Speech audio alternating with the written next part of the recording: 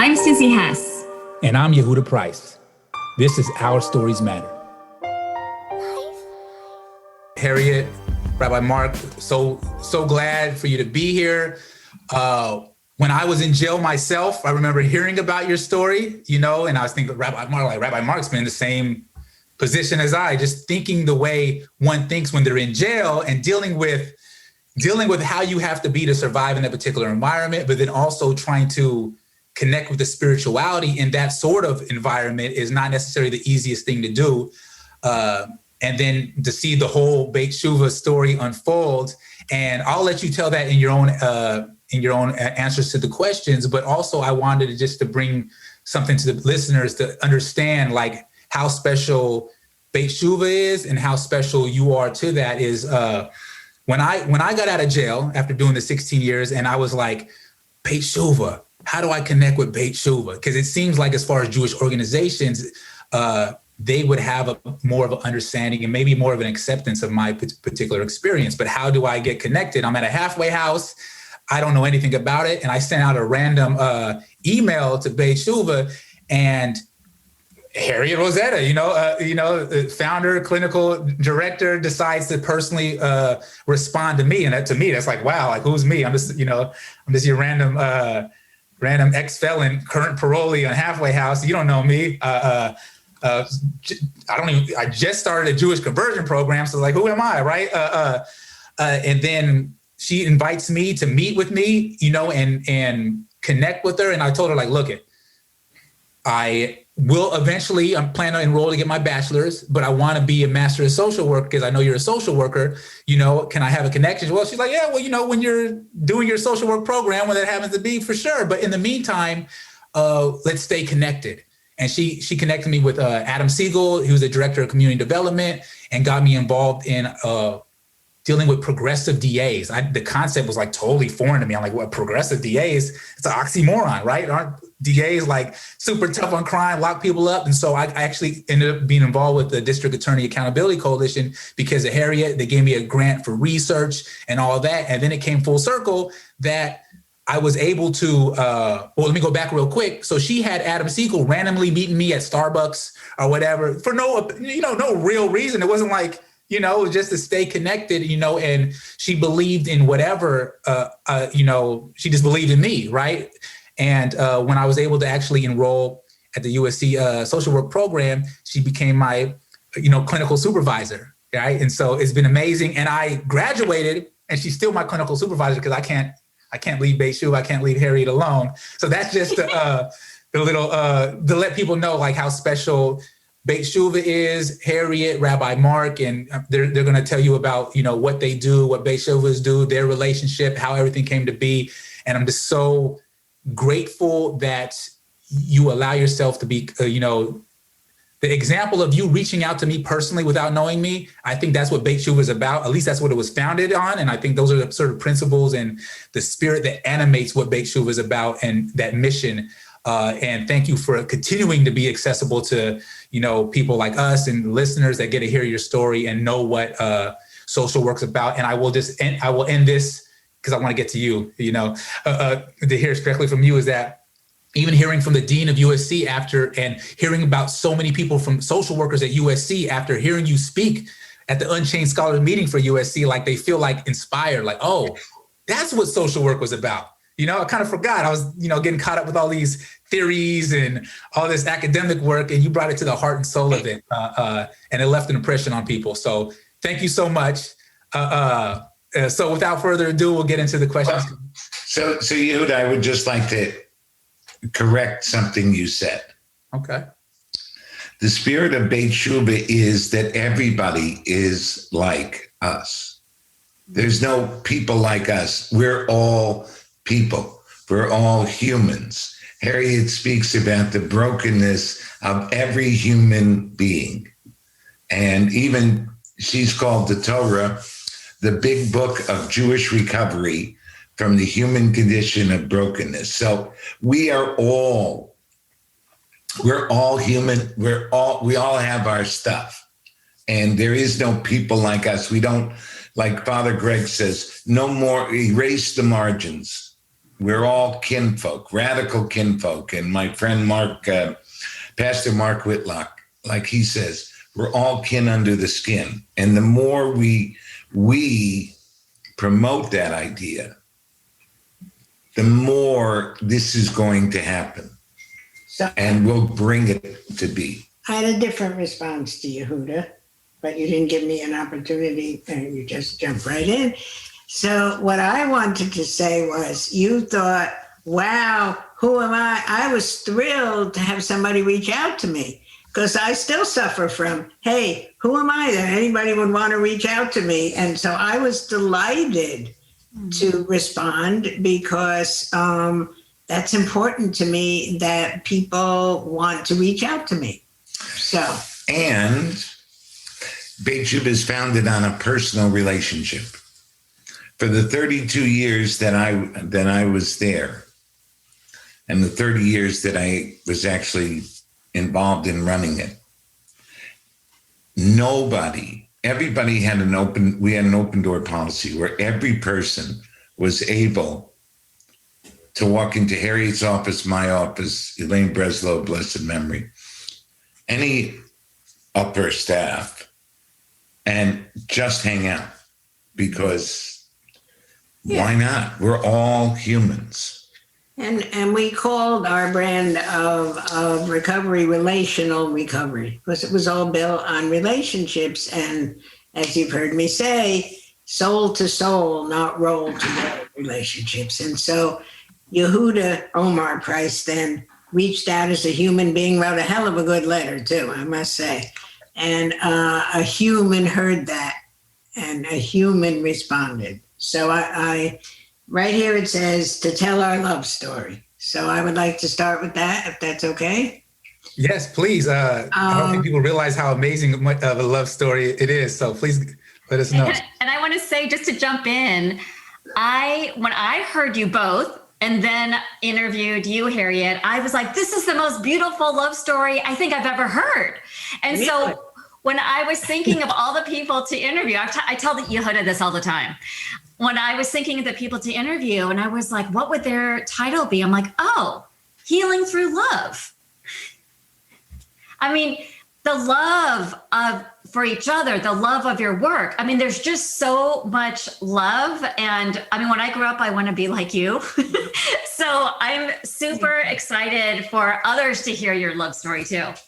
So you said work and love, and that was how I was going to start. Freud, I think, said that the two most important things in life are work and love.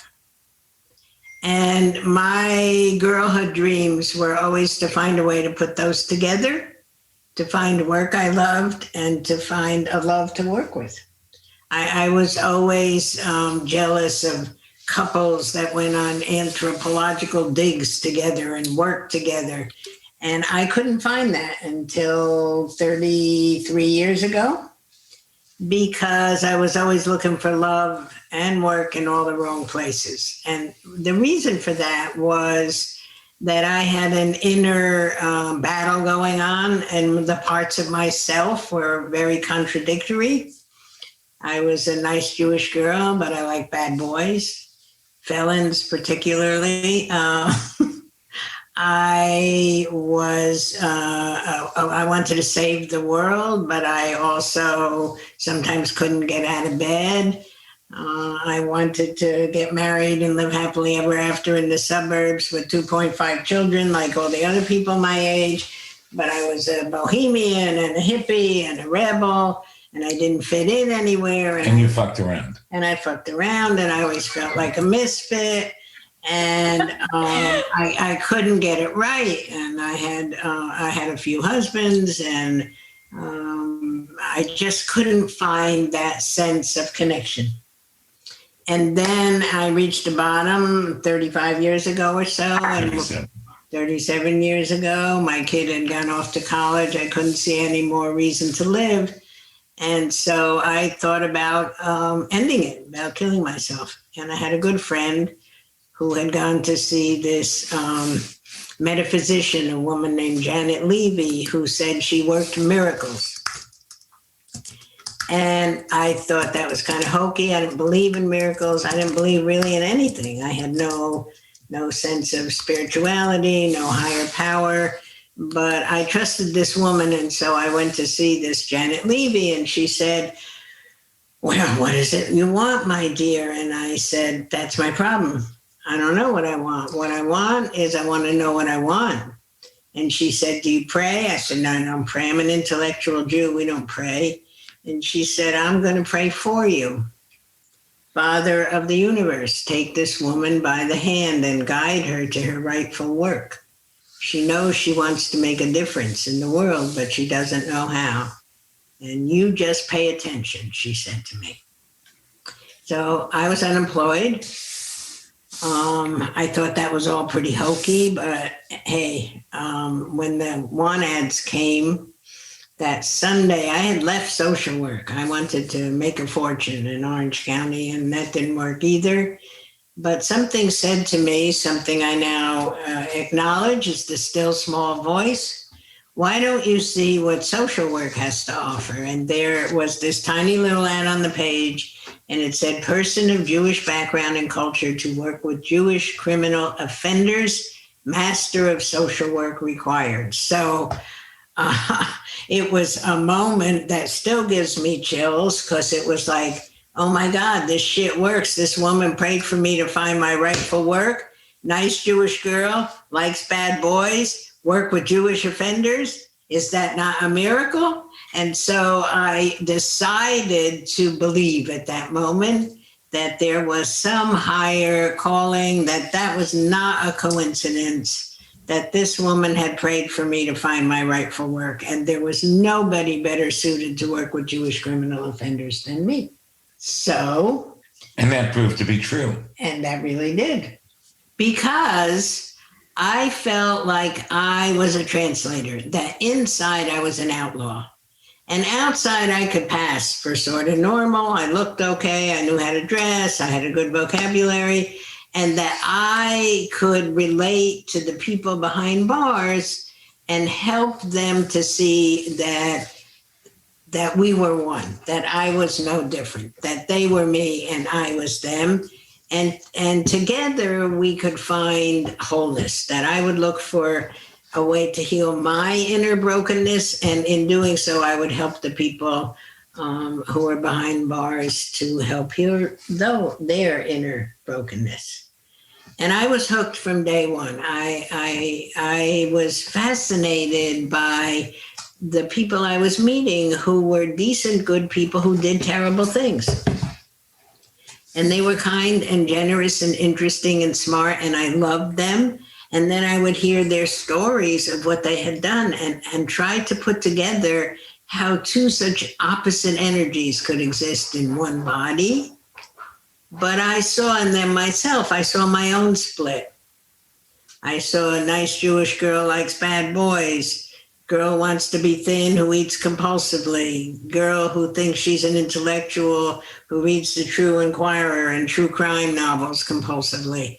All those opposites, they didn't get me to jail, but they got me to be very depressed and not wanting to live a lot of my life. So together, it's been a parallel process in helping to heal people who couldn't maintain control of their lives. I have also been able to heal myself.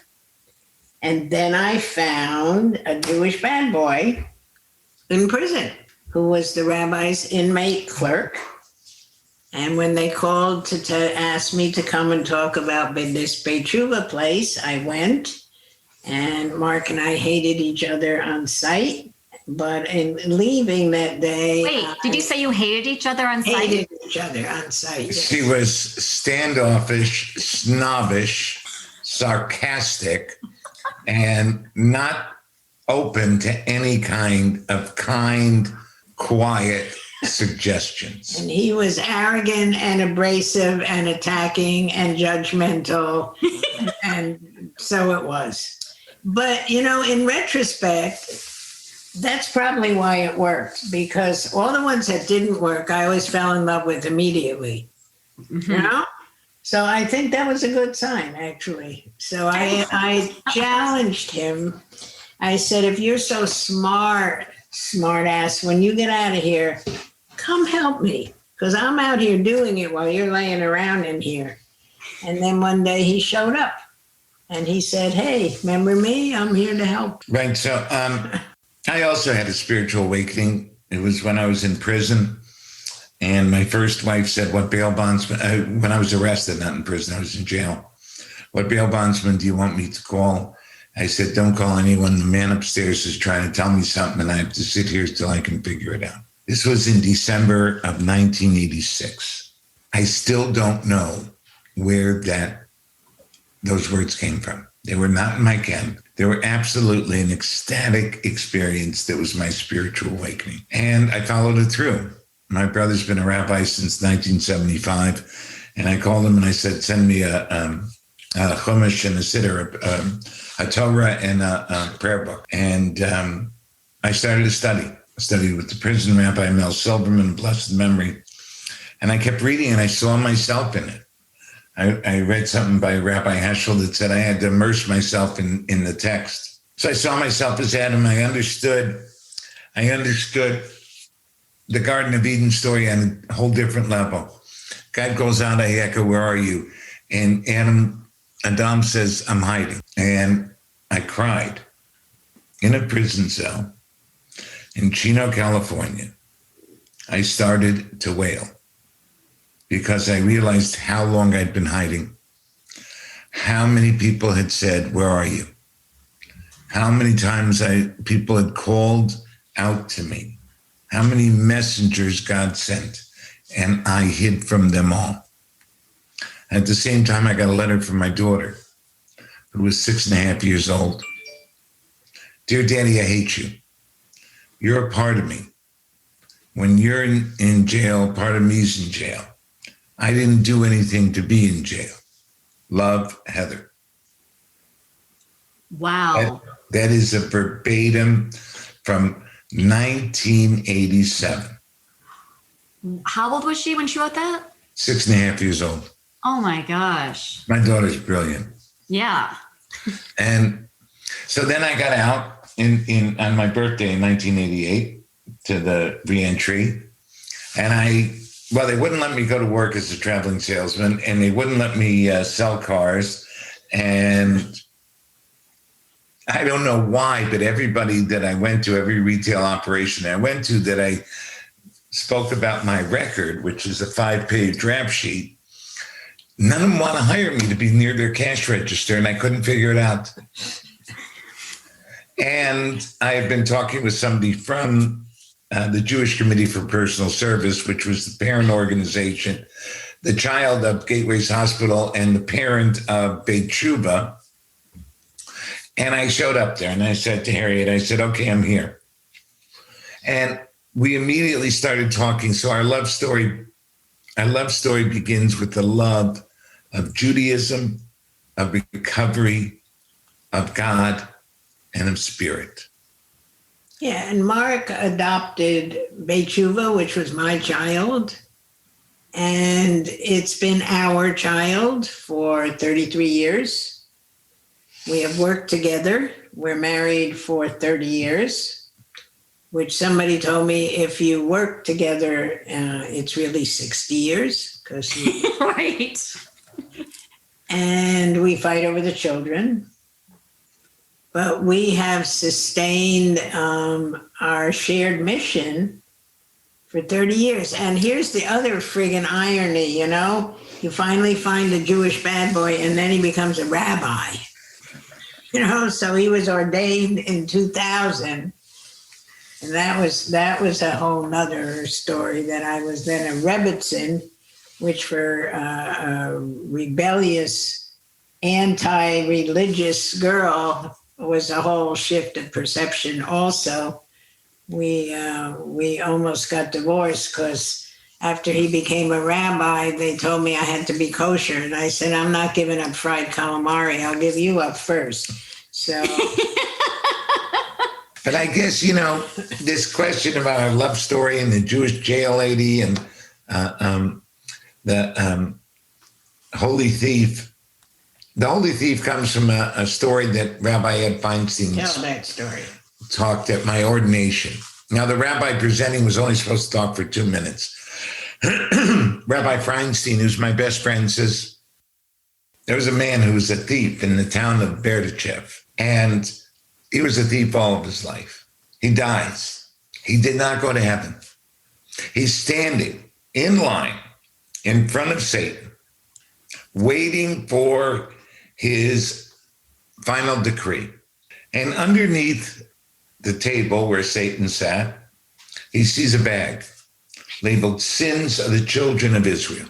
And at that moment, the thief understood why he had become a thief, what the plan was, what the divine intention was. And with deftness and quickness, the holy thief of Beit T'Shuvah snatched the bag, threw the bag into the seventh circle of hell, and watched it burn. Satan screams, "No!" and is about to send the holy thief to the seventh circle of hell. And all of a sudden, an angel brings him up to heaven. Rabbi Hartson, the holy thief of Beit T'Shuvah had very few descendants. It is my honor and pleasure to present one for ordination. The holy thief of Beit T'Shuvah, Mark Borovitz. The place went crazy. I mean, there was like, I don't know, 1,000 people there. They're nuts. They're standing up. They're going crazy. And it was like Ed and I are just hugging and laughing and crying. Wow. I am the Jewish jail lady. So there is a documentary in the works. A man who found us he was at a 12-step meeting, and it was high holidays, and he didn't know where to go for Yom Kippur. And somebody said, "You should go to this Beit T'Shuvah place. They put together recovery in Judaism." And so he showed up, and he was intrigued by our story, and he is now involved in making a documentary called "The Jewish Jail Lady and the Holy Thief." But I think that one of the things that I just would like to say is that our love story is based on friendship and respect. And in our vows, we wrote down, love is not, this marriage is a testament to that love is not a feeling. It is a commitment to work things out to the end. Oh, I love that. That's so beautiful. And I feel like if more people heard that, I think it would be so different of expectations and what a marriage is supposed to be. Right. And a commitment to act in loving ways, no matter what you feel. And the main vow, I think, that's kept us together was that a mutual commitment that we would never use the vulnerability of the other against them in hurt or in anger. And I can say we have honored that vow. It's not that we haven't had fights or difficulties, but we never go below the belt. We have never used the other person's vulnerability against them. Wow, that's huge. And was that something that you discussed at the beginning?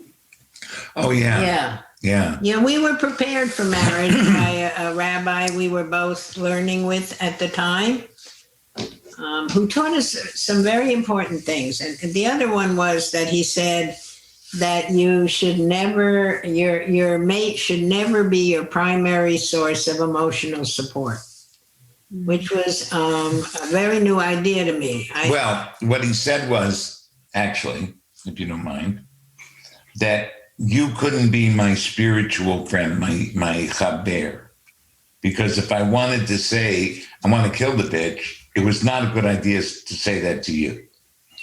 But there was also the idea that you bring your best self to your marriage, that your partner not be your dumping ground for your emotional misery, that you have a therapist or a sponsor or a best friend for that, so that you can come to one another with your best and highest selves. Yes. And that was a new idea to me. I thought your partner was somebody you were supposed to dump on, you know? Right. That's what you got married for, right? But I think we've been pretty good about that too. Yes. Yes. So ask a question. I'm gonna tell you the truth, right? I'll let Susie ask the question, but I find like a lot of times, you people you're interviewing, you guide them along, but I find like during this interview, like I'm just listening to your story and forgetting that, I'm supposed to be doing the interview. I'm just listening to your story like, oh yeah, oh, that's good advice right there. Oh, let me take a note for my relationship, right? Yeah. So Me too. I'm like, God, I wish I knew this years ago. I'm like, wait, you're in the middle of a podcast. Focus. Yeah, well, I didn't know years ago. I mean, I was 50 before I figured all this shit out, right? Right. Yeah. Oh, that gives me hope because I'm 52. Yeah. That's when I learned. How would you say, like, how would you describe your work related to, trauma that you both experienced and healing now that you found each other and Beit T'Shuvah together? Yeah, trauma is a sort of all-encompassing word, a big buzzword in the world today. And I think no one escapes trauma. There's little t trauma and big T trauma. I don't think you can grow up and not be traumatized in some way. I think for both of us, the feeling of being misfits, of not belonging anywhere, of not fitting into where we were supposed to, the fight between, for me, who I thought I was supposed to be, who my mother wanted me to be, who my culture told me to be, and the me that didn't want that, didn't fit there. And that inner battle, I think, was traumatic. I think in all the people we work with, the same is true. The feeling of not good enough, of comparing self to others, and the disconnection between the parts of self, which make it difficult to connect with other people in an authentic way because you're always hiding, because you have a preferred full self and then you have an authentic self or a real self, and they don't connect. There's no bridge between them.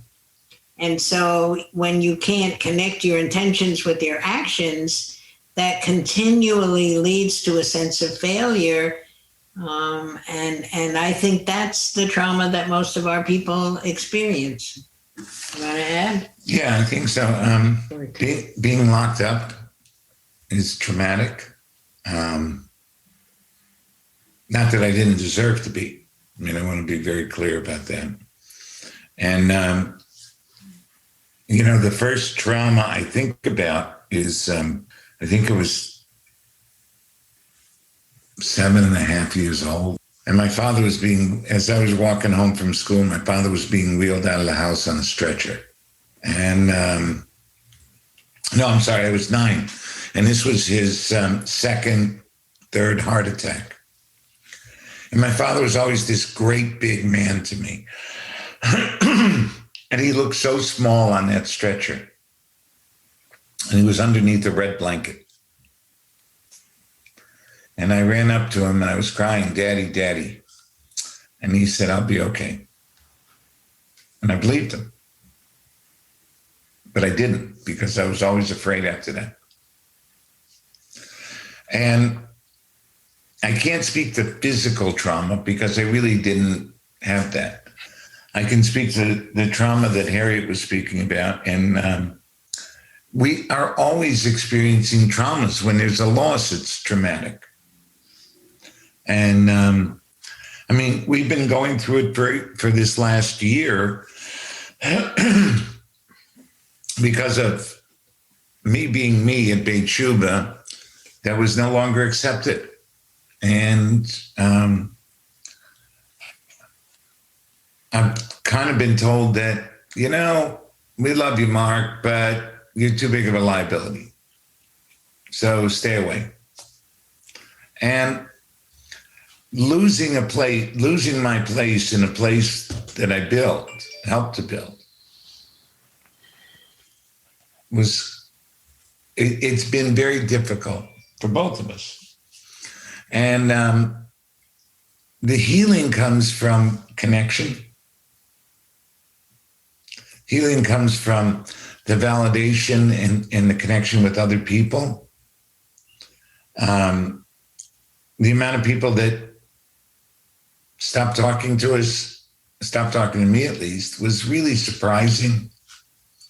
And I'm focusing on trauma, makes me focus on all the negative, on what I didn't get or how I was hurt, etc. And it took about 9 months for me to start to turn the corner. And today I have no resentments, and I've healed because of faith, because of spirit, and because of love. And I think that that's the healing agent that Beit T'Shuvah gives. We give people spirit, we tell them we have faith in them, and we give them love. And a sense of belonging. And I think belonging is a really important concept. I learned this from Brene Brown. The difference between fitting in and belonging, that she said people try to fit in, meaning they have to give up pieces of themselves in order to be accepted. And belonging is that sense that you can bring all of yourself and all of your broken pieces and still be accepted. And I think Beit T'Shuvah is a community where people belong. In fact, I would say that is, I remember one time somebody was coming to get hired. And we said to him, okay, who's the other one? And they looked at us like, huh? We said, okay, this is your interview self. Who's going to show up? Who's the evil twin that's going to show up for work? Oh my God, I love this question. And when somebody is too good, when a resident is just too good, Harriet says, show me the other one. Yeah. Bring the guy, bring the person that came, that had to come here.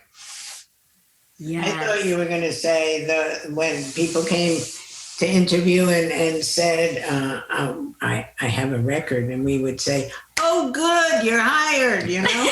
Yeah, we did that too. Totally. We did that with somebody, and they were like, what? Yeah, your record, that's a plus here. Yes. You know, I love that you say that, because more organizations need to say that. Lived experience is a strength. And it's funny because I did say that to Yehuda when we were speaking. He was speaking with me to receive interview coaching for his field placement, which he didn't need. But he's like, why not? So we were speaking, and I said, oh, have you ever been incarcerated? And he's like, yeah, for 16 years. I'm like, oh, okay, guess what? We have so many supports and resources. And I got super excited. And then he's like, the co-chair, the chair. And he really is like such a strength to USC. And I just hope more universities and more organizations, like you were saying, like would be like this, your lived experience is needed here, is welcome here. Yes. So I think those are beautiful questions. Susie, I mean, you bring up a good point. I think that's the nature of Beit T'Shuvah, and it starts with, Rabbi Mark and Harriet that infused that into it. And just so the listeners know, like Beit T'Shuvah has like 100-some residents there, right? Each person is assigned a addiction counselor, a spiritual counselor, and a therapist. Right. So that's the treatment team. Right. And it's very community oriented. They also have an alternative sentencing program, and they have lifers, people who had life sentences that got paroling directly there. Right. There's people that had life without parole because the laws changed. They were arrested as a teenager or whatnot, and they're there. So, I mean, to me, that left such an impact. Like, oh, this is a place of radical acceptance of where, your past is not a shame or a stigma. It's actually an asset to, help you create a narrative towards this healing that we're talking about. And I think one of the things I feel best about is that we've had a policy from the beginning to hire from within. So 80% of our paid staff are former residents. So that they see hope in the everyday interaction with somebody who was a resident a year ago who's their counselor today. And the integrative part of the program, putting together the spiritual with the clinical, was revolutionary 35 years ago, you know? Yeah. It's the recovery movement that has helped to make it kosher to integrate science and spirit. When I started this, they were enemies. I mean, nobody, if you were a clinician, you fucking didn't talk about God. Or, you were, told you were schizophrenic and they locked you up. And that it was like science and spirit were adversarial. And I think the recovery movement and dealing with people with addiction who need a spiritual healing has really helped to put together science and spirit, which has been absolutely critical to recovery and healing. Right. And one of the things, the sad pieces still in many seminaries, Jewish seminaries, rabbinical seminaries, is that they still say, if somebody comes to see you, see him once or twice, and then refer him out. Because if they're coming to see a rabbi, they must have some mental condition that you're not qualified for. And I'm in rabbinical school arguing with the people. I go back to the rabbinical school every so often to do a lecture, and I argue with the people. And, it's this sense of, if somebody's coming to see a rabbi or a priest, they know about therapy. They're coming to find out what's the meaning of life. Yeah. So, why is this happening to me? Where is God? How do I find meaning in adversity? Yeah. Our rabbi, the same one who prepared us for marriage, taught us that most people go to psychiatrists for what are basically spiritual existential problems. Yes. That the Rebbe used to be the fount of wisdom. And then they get medicated, and so they still don't get healing. Right. And I think that's a big part of this healing too, is that we don't want to medicate. I don't believe we should medicate ourselves to feeling good. Nobody feels good all the time. Nobody's happy all the time. Anybody who's happy all the time, I'm scared to death of. Yeah, same. Because they're not living in this world. No. And, I think that it's interesting because I know that, of course, Yehuda faced much racism in prison. And when I was in prison, I faced much anti-Semitism. And we made the Jewish chapel in prison a place of healing too. Latino, Black, white, people just came there. A lot of people came because they need help with writing responses to 602s that they got, or they would need an appeal or something, and they needed help putting it together. And so we just did it because we're all one. Right. And so this idea of radical acceptance, I think, is a huge piece. This is so interesting. So when you were inside, are you saying that different races and religions were coming together? Is that what you were saying? Only in the Jewish chapel. Oh, so they were all coming to the Jewish chapel? Yeah, we would have, I mean, African Americans would come, Latinos would come, not all of them, but, and then, the inmate chaplain clerks, we all got together. Plus, you see, I used to get all the food coming out, all the stolen food coming out of the kitchen.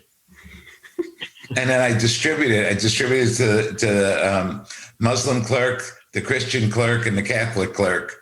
And they all distributed it to everybody, and everybody knew where it came from. So, but we found ways to be together because I said to a few people, "Why are you fighting us? Why?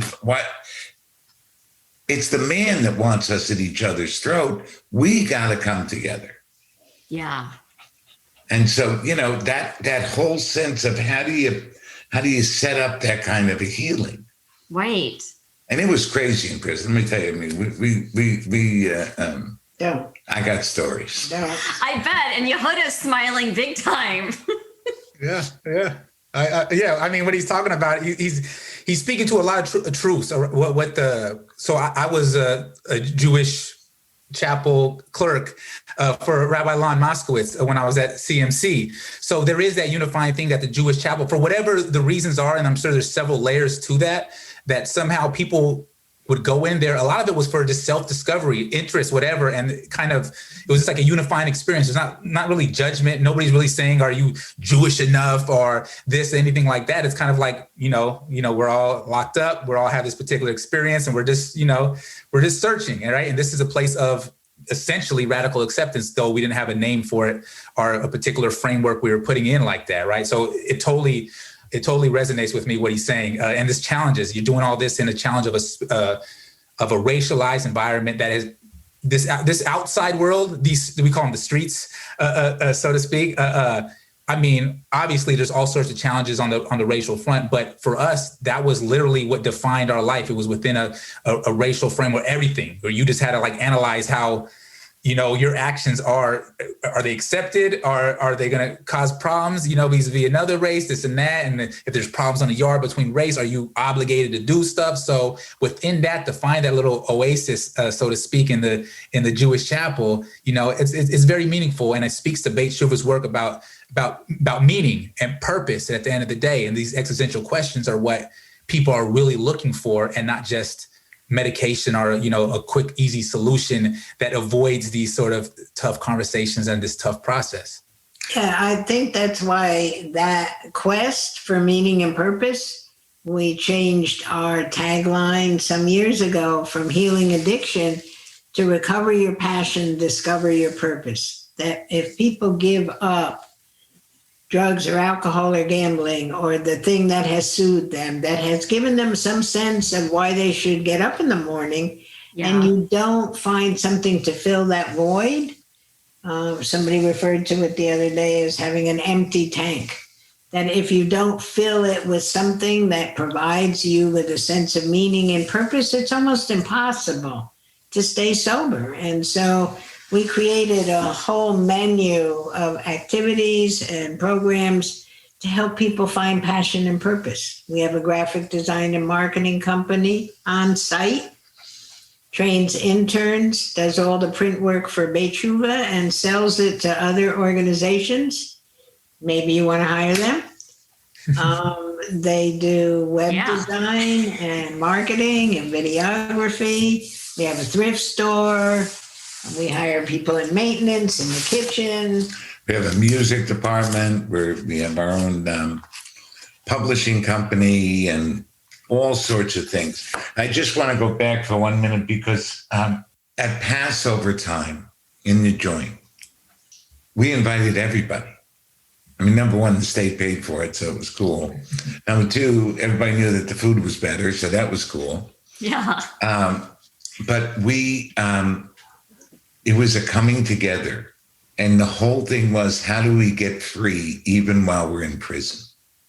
That's what Mel Silverman talked about every year, different way. And people would come back every year just to be part of. And the same is true at Beit T'Shuvah. Our Seders, we had to have 3 nights of them because we had so many people. On Friday nights, we had a group of people that were homeless, that they came and they would come for the whole service and then eat. And they'd always take extra food. Okay. So this whole idea of feeding people, of giving people a place, that this is a big tent. There is no such thing anymore as a small place. You have to be a big tent, and you have to be a big tent inside too. And that's what Harriet and I have been able to do with each other, and for other people. So I wanted to say that I had my first meaningful Jewish experience at a Passover Seder at Chino State Prison. Because as Jewish jail ladies, we were invited to participate in the Jewish holidays, and we always came to Seder. And that was the first time I understood the whole idea of inner oppression, because that was Bell's, preaching that night, that who is your inner Pharaoh? And I really got for the first time the meaning of all of these stories, that they were personal, that this wasn't just about Egypt, how many thousands of years ago. We all had an Egypt. We all had an inner enslavement. And that was what opened up Judaism to me, actually. Right. So at our Seder's now, every year, what we do is we ask people to write down, we used to. What are you a slave to? What slavery are you going to leave this year? Wow. Oh my gosh. And then I would do a preparation for Passover, and I would tell people at your Seder at home, do the same thing, and then talk about it with each other. Wow. I mean, you're saying so many powerful things. One of being free while you're incarcerated, and also, what are you leaving that you're a slave of? I mean, that is incredible to really think about that. And, and it sort of goes into my next question that I was actually hiking earlier today talking about this. So I'm going to sort of incorporate it with the next question is, storytelling is so powerful, and we know that it impacts or can impact policy and changing the narrative, which is sort of the intent of Our Stories Matter, of changing the narrative. So how do you see all the amazing work that you're doing as political, like community healing? Because you're changing their narrative. Just you two together are changing the narrative. And the work you're doing is changing the narrative. So what do you think? And I know you're sort of like wanting to disconnect from the political piece, because I remember I asked that question to you, Harriet, this year. But what are your thoughts? I would like to tell you, I have right here, I don't know if you can see it. This is a handwritten note from George W. Bush, June 11th, 2004. Dear Mark, thank you for your email, and thanks for your soul. You're a caring, compassionate man, and as a result, lives change and people live. I'm grateful to have met you. Best always, George W. Bush. We spent 2 roundtables with President Bush about faith-based treatment. Wow. And I sent the email he's referencing is that I sent him an email saying, I absolutely disagree with most of your politics, and I absolutely love your soul. Because he let us see his soul. Yeah. He introduced himself as an old drunk. God opened his heart, and he never had to drink again. Wow. Because he lets God into him. So, I mean, he's telling my story. But this, so it is political, because at least at that time, 17 years ago, a man saw that faith and healing and recovery all could go together and should be supported by government. Mm-hmm. Because if we don't heal, then January 6, 2021 happens. That's right. And I think that we have been involved in a lot of different causes that are, that go along with our mission. And we get heat for it, this one doesn't like this and this donor doesn't like that, all that shit. But I keep saying that these are not political issues, they're spiritual issues and they're moral issues. Yeah. And so we should not have to play politics. We should be dealing with the morality and the spirituality of making sure that every human being in this country and then the world knows that they matter. Every human being is created in the image of God, and every human being is unique and has infinite dignity and infinite worth. However, our voices are not as loud as Big Pharma. And all of our stories of healing and transformation, which are true and powerful, have not been strong enough to battle evidence-based medication-assisted treatment, unfortunately. Okay? So that's my soapbox. People are looking for simplistic, one way, one and done solutions to what are very complex, nuanced problems. And that's what's in right now, medication assisted treatment. Yeah. They're putting everybody on Suboxone, which is the new OxyContin, and it's going to probably have the same result in the next 5 to 10 years. And it pisses me off. So they're telling doctors, if you don't give it, then it's medical malpractice. And if somebody dies from an overdose, it's your fault. Now, in the 1990s and 2000s, you may remember, if you didn't alleviate pain, according to Big Pharma, You were negligent. medically, that's medical malpractice. So we have the same pitch, just a different drug. Yeah.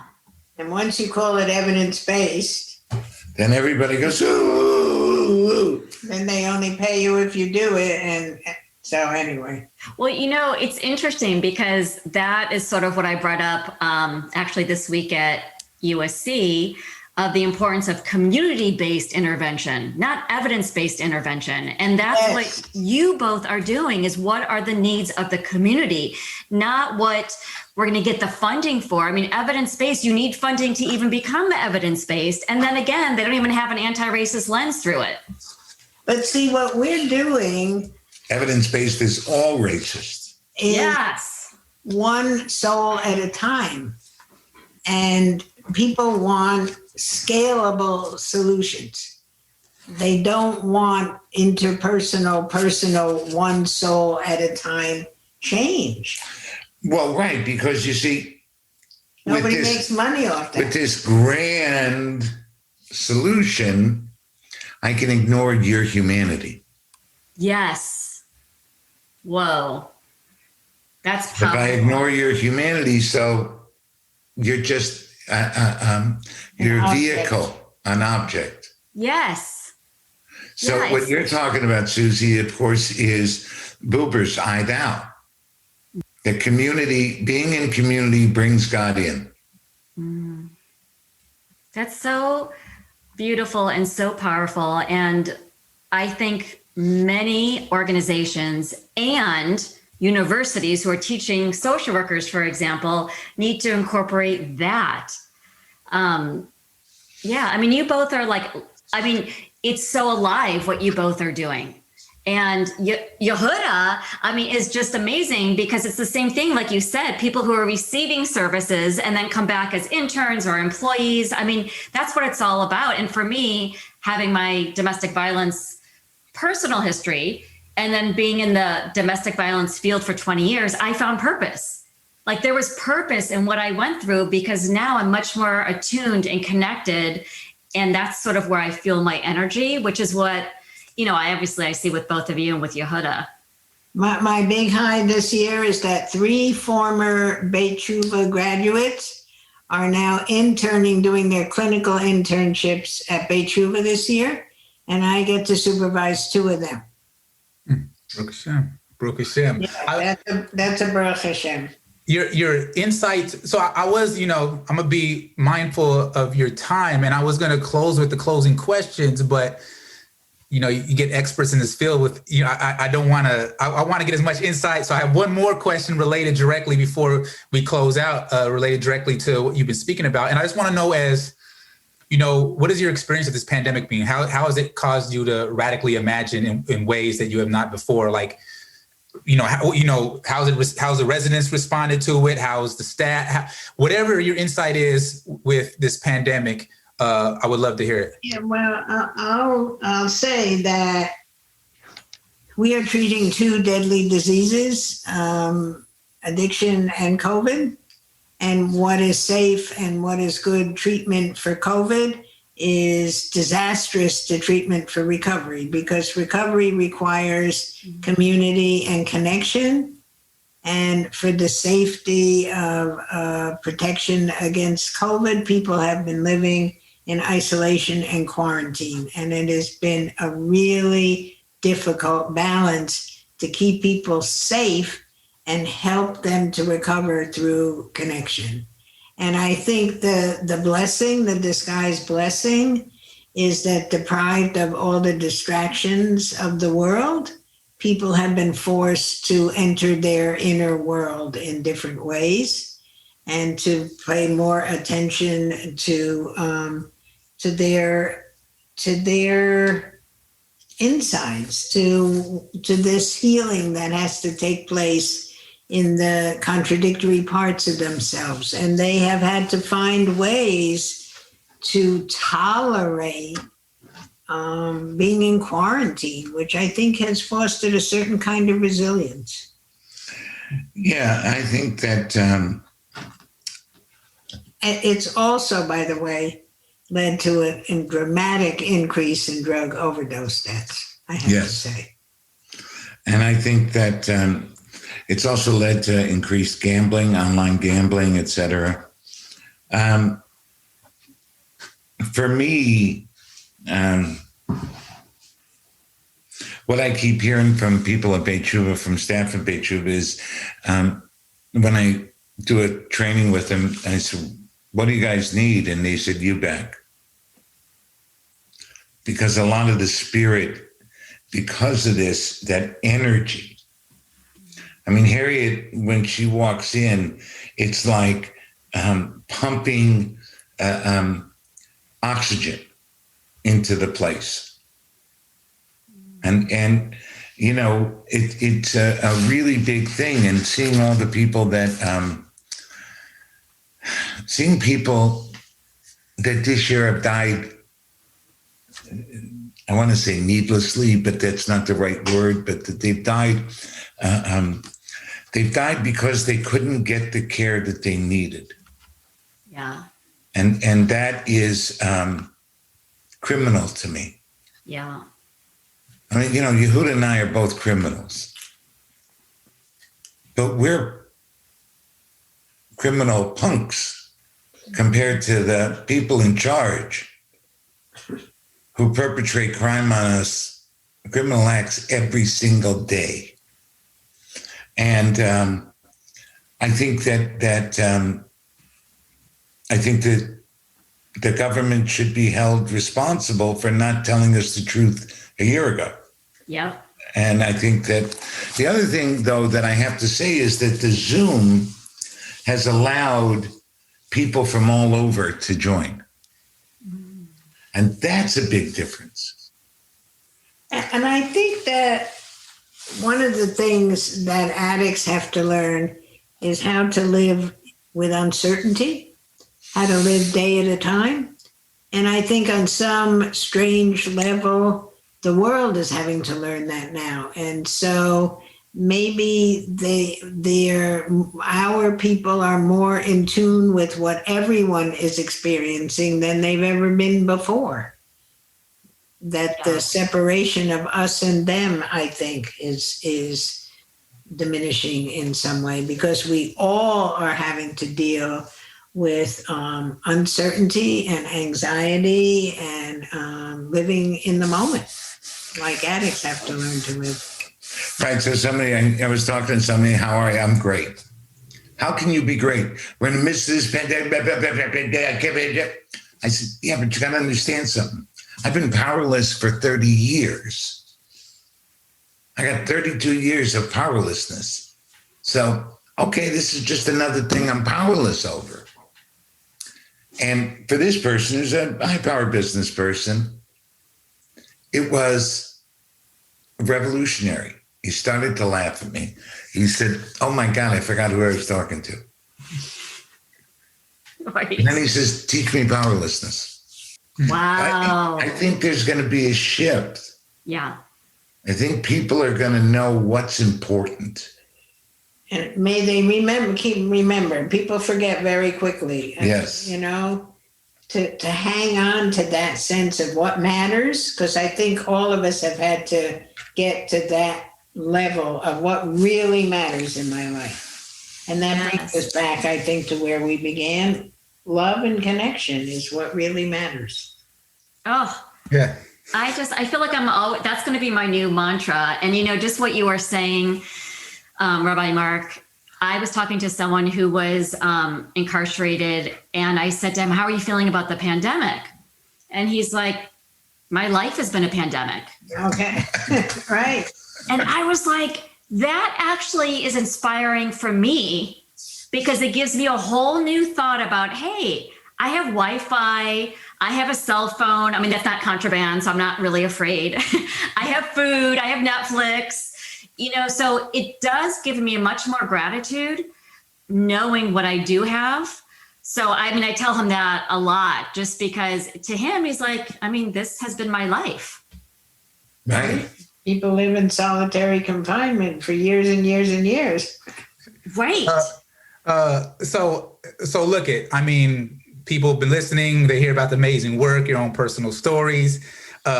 Everybody I know is waiting to watch The Jewish Jail Lady and The Holy Thief for sure. What action steps can listeners begin to take if they would like to support Beit T'Shuvah, if they would like to read your parshas or anything else any of you have in the works? Please let our listeners know the information. Well, Harriet's working on her second book. But there's a book I wrote that's been published called Sacred Housekeeping, tells the Beit T'Shuvah story. I have a couple of books, The Holy Thief, but I have another book that I'm very proud of called Finding Recovery in Yourself in Torah. It's a daily guide for spiritual growth. They can go to the Beit T'Shuvah website and see the different activities that we're engaged in. We have a new, we have a original play called Freedom Song that can't go now because it's COVID. And so they came up with a new thing called Escape Room. There's our thrift store, there's Creative Matters, there's donations. There's also calling to if you need help. And there's What about getting your if you go to rabbimark.com, you can get my daily prophets or my weekly parsha. And it's all about relevance. It's all about how does this help me live better? But I didn't know until somebody told me. I labeled this daily prophets. And I have to actually read Harry Potter now because I heard that that's the name of the newspaper in the Harry Potter stories. So who knew? But I want to also say thank you to you two, because you guys have been just great. And